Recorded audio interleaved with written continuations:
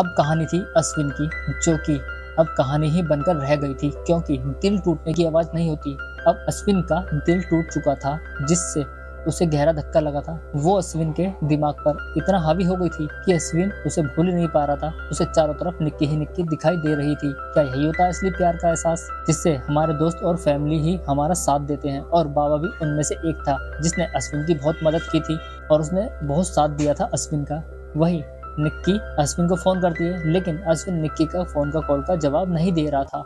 इसलिए निक्की अश्विन के घर पहुंच जाती है। फिर से वो अश्विन को अपनी घसी पिटी कहानी सुनाने लगती है। वो फिर से अश्विन को अपने जाल में फंसाने लगती है। निक्की बोलती है, मैं तुम्हें छोड़ना तो नहीं चाहती, जबकि सभी मर्द एक जैसे होते हैं, उन्हें तो मौका चाहिए एक पार्टनरशिप ब्रेक करने का। मेरा पति भी मुझे प्यार नहीं करता, वो मुझे परेशान करता है। इसी वजह से मैंने तुम्हें पसंद किया था, ताकि मैं तुम्हारे साथ रह सकूं और वो सुख प्राप्त कर सकूं जो मुझे मेरे पति से कभी नहीं मिला था। इसीलिए मैंने मेरी शादी की बात भी कभी तुमसे नहीं बताई थी, ताकि हमारा रिलेशनशिप ब्रेक ना हो।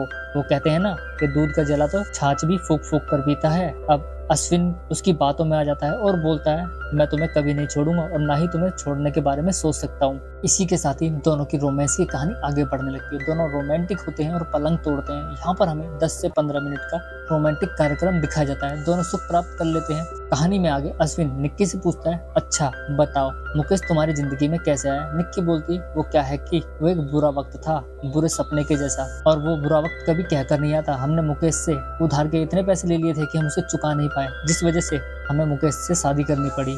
इसलिए मैंने तुम्हें सच नहीं बताया था, लेकिन वो झूठ भी नहीं था। मुझे मुकेश से पीछे छुड़ाना है, उसमें तुम्हारी मदद चाहिए। अश्विन उसकी मदद करने के लिए तैयार हो जाता है। इसी के साथ ही अश्विन बोलता है, मैं तुम्हारी मदद करूंगा अश्विन से पीछा छुड़ाने में। इसी के साथ ही हमारी स्टोरी खत्म हो जाती है। धन्यवाद।